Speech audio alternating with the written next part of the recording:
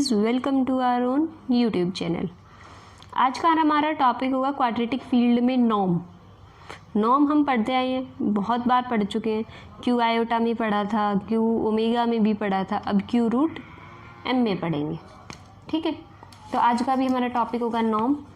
अभी इसमें क्या होगा कि पहले का स्क्वायर माइनस दूसरे का स्क्वायर, अगर नॉर्म निकालना है तो तुम्हें किसी भी क्वाड्रेटिक फील्ड के एक एलिमेंट का नॉर्म पहले का स्क्वायर माइनस दूसरे का स्क्वायर।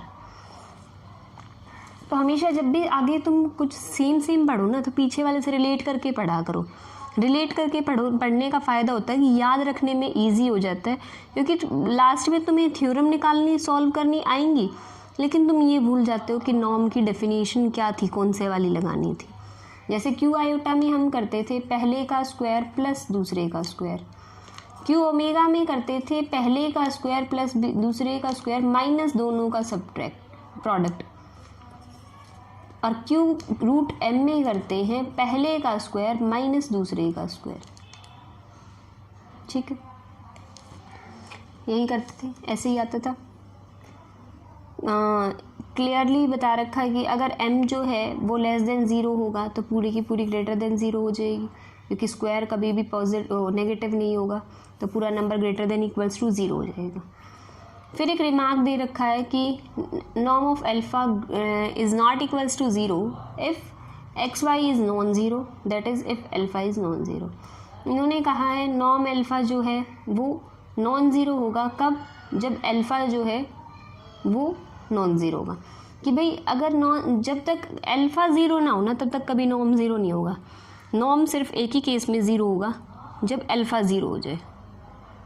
ठीक है, इसका प्रूफ भी है, आपको प्रूफ भी शो करते हो, 2 लाइनर प्रूफ है। कॉन्ट्राडिक्शन से लेके आएंगे। लेट कर लिया है कि norm of alpha non zero लेके आना है, हमने ज़ीरो को लेट कर लिया, ज़ीरो लेट किया। अल्फा मतलब कोई भी क्यू रूट एम का एलिमेंट वो किस टाइप का होगा, x plus y root M.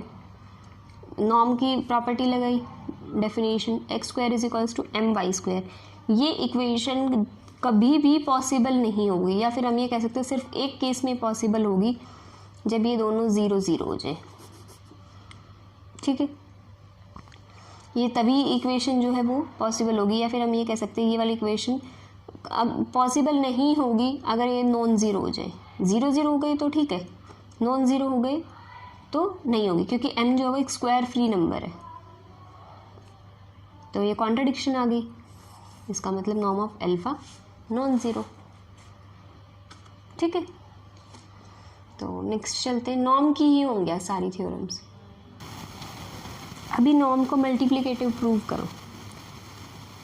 Multiplicative prove करना तो नहीं भूले ना, मल्टीप्लिकेटिव फंक्शन जो प्रोडक्ट पे अलग अलग हो जाए। हम कह रहे हैं कि क्यू रूट एम में भी नॉर्म जो है वो मल्टीप्लिकेटिव होता है, तो प्रूव करते हैं। बिल्कुल सिंपल है, इसमें कुछ अलग से ट्रिक लेने की ज़रूरत नहीं है। अल्फ़ा और बीटा दो एलिमेंट लो, दोनों कुछ इस तरह होंगे, x1 plus y1 root M, x2 plus y2 root M. ठीक है, एक बार अल्फ़ा बीटा की प्रोडक्ट करो, उस पर नॉर्म लगा दो, उसके बाद एक बार नॉर्म अल्फ़ा का निकालो, बीटा का निकालो, फिर प्रोडक्ट कर दो। ठीक है, ये बहुत बार कर चुके हैं हम। क्यू आयोटा का नॉर्म भी हमने मल्टीप्लिकेटिव शो कर रखा है, क्यू ओमेगा का नॉर्म भी हमने मल्टीप्लिकेटिव शो किया था। अब क्यू रूट एम का तो तुम सिंपली कर सकते हो।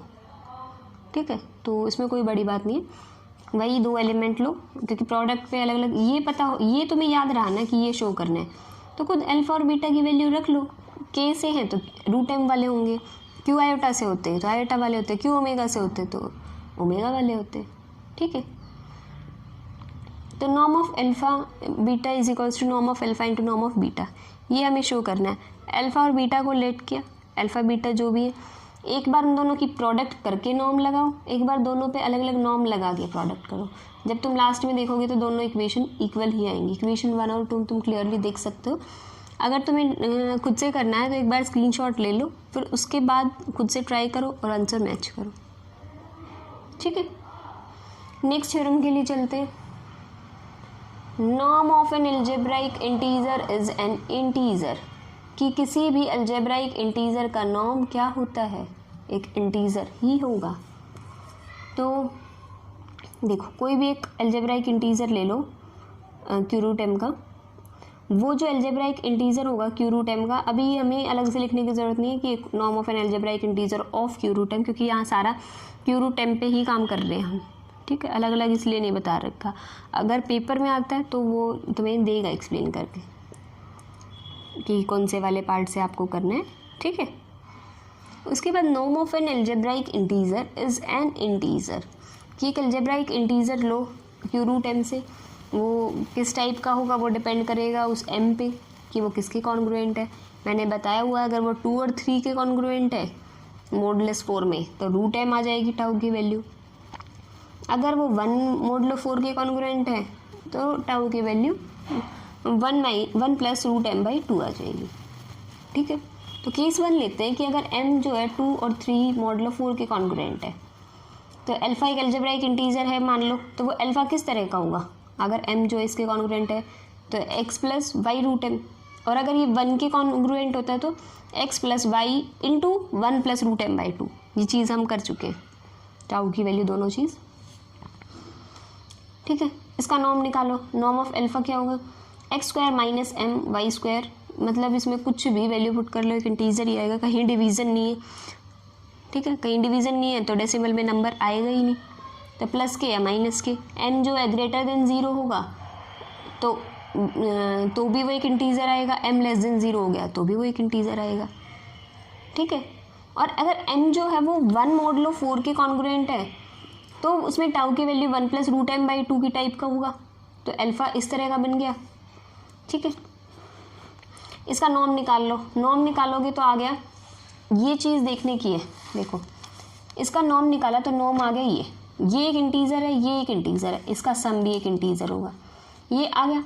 ये देखना क्या ये एक इंटीजर होगा, बिल्कुल होगा, क्यों, इसका रीज़न होगा कि अगर m जो है वो 1 मॉडुलो 4 के कॉन्ग्रुएंट है तो m माइनस 1 जो है 4 से डिविजिबल होगा, ठीक है, m माइनस 1 है तो 1 माइनस m भी तो होगा, माइनस बाहर ले दोगे तो ये भी एक इंटीजर है क्योंकि 4 से डिविजिबल होगा, 1 मॉडुलो 4 के कॉन्ग्रुएंट था ना इस वजह से, ठीक है। Moving to the next page, देखो ये मैंने उसी का रीज़न दे रखा है, ठीक है। उसके आगे चले,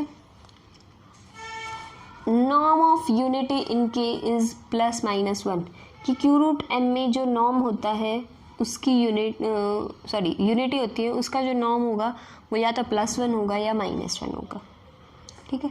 तो लेट कर लेते, एक यूनिटी ले लो और उसका नॉर्म +1 या -1 प्रूव कर दो। अल्फ़ा ले लिया तो हमें दिखाना है कि नॉर्म ऑफ अल्फ़ा +-1 आएगा, ठीक है। अब अल्फ़ा यूनिटी है तो इसका मतलब अल्फ़ा जो है वो 1 को डिवाइड करेगी, यूनिटी का मतलब, तो k के अंदर एक और एल्जेब्राइक इंटीजर मिलेगा such that alpha beta is equals to 1, ठीक है। दोनों साइड नॉर्म अप्लाई करो, ये आ गया, ठीक है। नॉर्म जो है k में क्या होता है, मल्टीप्लिकेटिव फंक्शन, तो अल्फ़ा पे अलग बीटा पे अलग हो गया, नॉर्म ऑफ 1 क्या होगा 1। अब नॉर्म ऑफ अल्फ़ा जो है हमें पता है वो क्या है, इंटीजर, ठीक है, एक इंटीजर है तो इसका मतलब नॉर्म ऑफ अल्फ़ा जो है वो एक इंटीजर है और यूनिटी है अल्फ़ा, ऊपर हम लेट करके आ रही जिस वजह से, तो नॉर्म ऑफ अल्फ़ा का मोड क्या आ गया 1, ठीक है, क्योंकि एक इंटीजर 2 इंटीजर इसकी प्रोडक्ट है और 1 है, ये दोनों इंटीजर होंगे, नॉर्म जो किसी भी एल्जेब्रिक इंटीजर का नॉर्म क्या होगा इंटीजर, तो इसका मतलब क्या है, ये चीज़ कब सेटिस्फाई हो सकती है, फ्रैक्शन में हो नहीं सकती, हो सकता है अल्फ़ा का नॉर्म 1 हो, बीटा का नॉर्म 1 हो, तब भी प्रोडक्ट 1 आएगी, हो सकता है अल्फ़ा का नॉर्म 1 हो सकता है बीटा का नॉर्म भी -1 हो, तो ये 2 कंडीशन ही हो सकती है।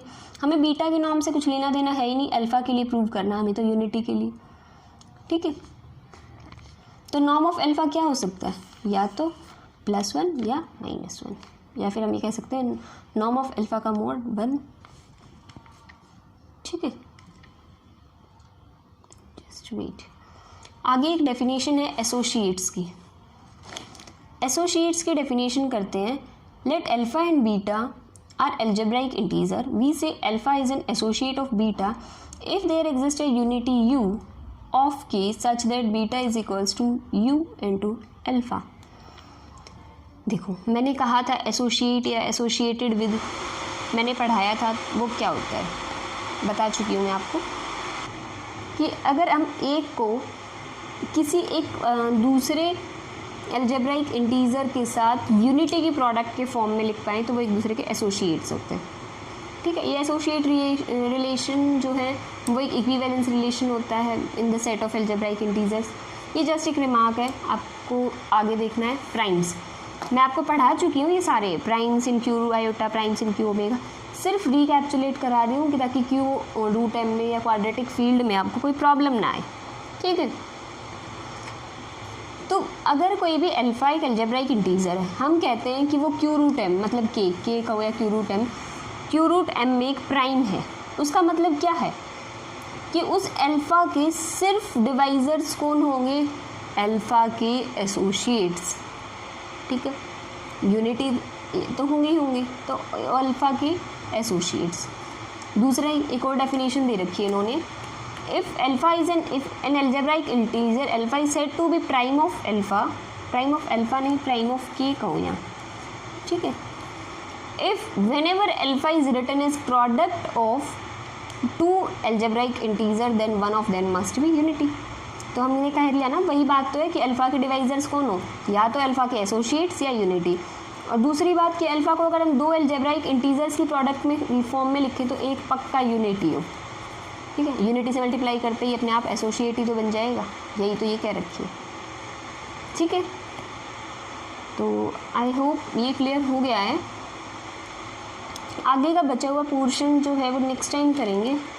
इधर थोड़ी डिस्टर्बेंस है आजकल, आसपास थोड़ी सी डिस्टर्बेंस है, तो नेक्स्ट टाइम करेंगे आगे का पोर्शन। प्राइम्स से रिलेटेड जितनी भी थ्योरम्स हैं, अगर आपको ये और अच्छे से समझना है तो आप पीछे का क्यू आयोटा और क्यू ओमेगा क्लियर करके चलो। क्यू आयोटा और क्यू ओमेगा क्लियर है ना, तो मैं आपको थ्योरम बताऊँगी, आप साथ साथ समझ के खुद भी करते चलोगे। मेरे से पहले बता दोगे आप लोग कि इसमें ये होगा ये नहीं होगा। ठीक है, तो आज के लिए इतना ही रखते हैं। Thank you guys for watching my video. If you like it please like, share and subscribe my channel. If you have any doubt, any query, you can message me on Instagram or ask your question in the comment section also. So thank you guys.